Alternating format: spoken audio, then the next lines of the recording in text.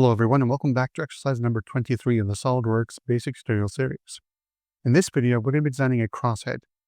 Now, with this part, as typical with most of our SolidWorks projects, it involves the use of the Extrude Boss Base tool and the Extrude Cut tool. But this time around, we're also going to be using the 3D Mirror tool to really help us design these protrusions here seen at the top, since, they're mirrored to the other side of the polymer here. Here we can see the schematic drawing for exercise number 23. Of course, it showcases the isometric view, front view, and top view. All dimensions here are in millimeters, and the dimensions here hopefully fully define the exercise. So with that aside, let's get started with exercise number 23. Okay, so as always, we begin by creating a new SolidWorks part. We copy exercise number 23 into SolidWorks, and we spend a few minutes or a few seconds actually to study the exercise. As we can see here, I think the easiest way to begin is to start with drawing the rectangle, the main rectangle of the body right here. By sketching a 2D profile rectangle and then extruding it all the way to the bottom. So extruding it to a height of, right here, 72, right? And then we're going to work on these features at the top, and then we're going to mirror it to the other side of the bottom. Finally, we're going to work on creating these holes to the side and at the top, and also the bosses. Technically speaking, these cylindrical protrusions are called bosses. So we're going to work on creating these bosses as the final step. Okay, so let's go ahead and select top plane, sketch. Let's put this to the side here. Select center rectangle and draw a rectangle starting from the origin. Use Smart Dimension, and looking at the figure here, we can see that the rectangle should be 42 millimeters by what? 58 millimeters. So this edge needs to be 58 millimeters. And while this edge should be 42. 42 by 58. All right, now go to Features, Extrude Boss Base, set the end condition as midplane, and we're going to extrude this to a thickness or a height of 80 minus 3, right? So 80 minus 3. Gives 77. So that's the overall height of the component, right?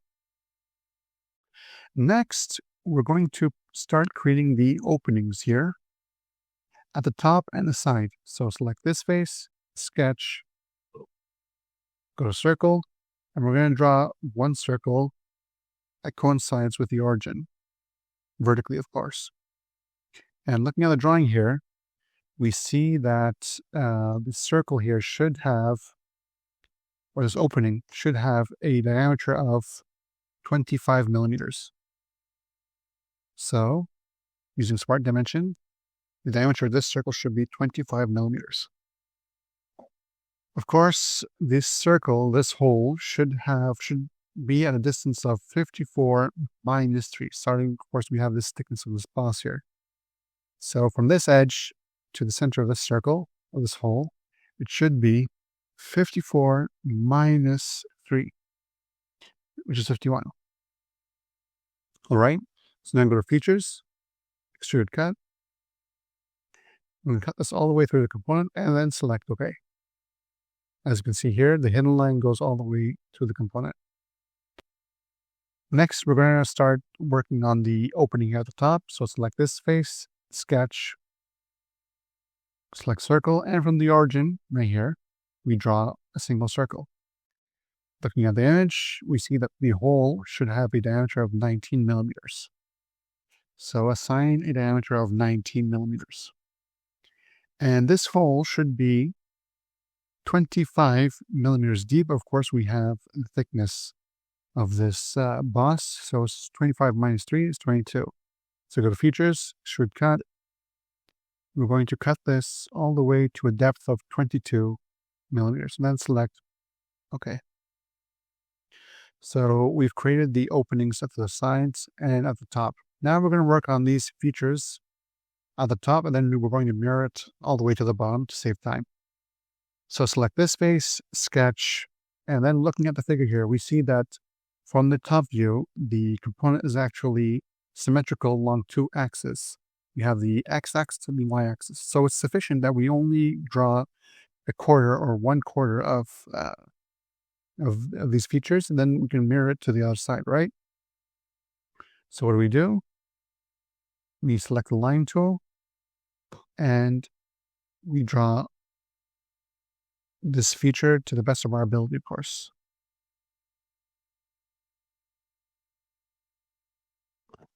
Okay, go to Smart Dimension, and looking here, we see that it should be 12 millimeters right here from this edge to this edge. It should be 12 millimeters.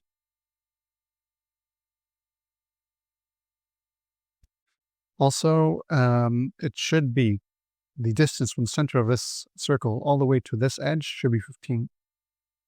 Center of this circle, the origin, all the way to what edge? This first edge. So it's this one right here. Should be 15. Right? And then what do we have next? We have the distance, or the thickness, actually. Okay, so yeah. Then we see here, as we see here, we have 80 divided by 2, so it's 40. So the distance between this center of this circle and this edge should be 40. Likewise, the distance between the center of this circle and this edge, right here, the center of this circle and this edge, should be 64 divided by 2, which is 32.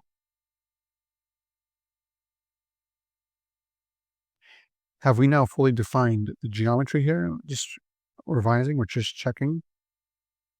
Yeah, okay, I think we're done here. Next, we're going to go select center line, and we're going to draw a vertical center line, and then a horizontal one. What we're going to do next is we're going to use the Mirror Entities tool. So select the Mirror Entities, and we're going to select these features, or these entities right here, these lines. We're going to first of all mirror this about the axis right here. Then select OK. Next, we're going to use Mirror Entities again. Go ahead and select these lines.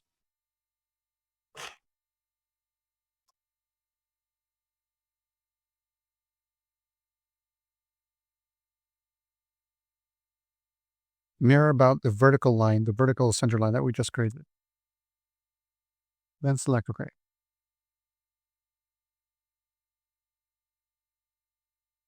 Now go to Features, Extrude Boss Base, set the ending condition to blind, and then reverse direction to the bottom. We see that we should extrude this to a thickness of, or depth of 16 millimeters. So this should be 16 millimeters. And then select OK. Now we're going to have to mirror these features all the way to the bottom right here. So use a 3D mirror tool. Select that. It's going to ask us for the plane or face that we want to mirror along. Go ahead and select the top plane. And then for features to mirror, select any face for the feature. Select OK again. Finally, we're going to work on creating these bosses for the side and top opening. So select this face, sketch, select circle,